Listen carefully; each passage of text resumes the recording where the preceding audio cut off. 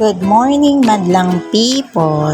Paglabas ko nga pala ng bahay, may nakita akong mga butterfly pea. Ito nga pala yung sabi, gamot daw na, hindi naman gamot, pwedeng inumin para mahimbing ang iyong tulog sa hirap na hindi makatulog dyan. Pwede nyo itong ilagay sa inyong inuming tubig. Kumuha lang pala ako ng ilang peraso para ibigay ko sa aking kaibigan.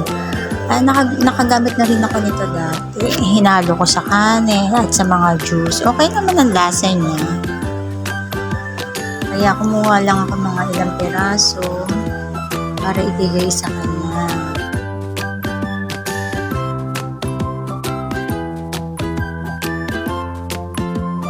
Okay na siguro itong mga nakuha ko. O siya, ako'y aalis na, babu.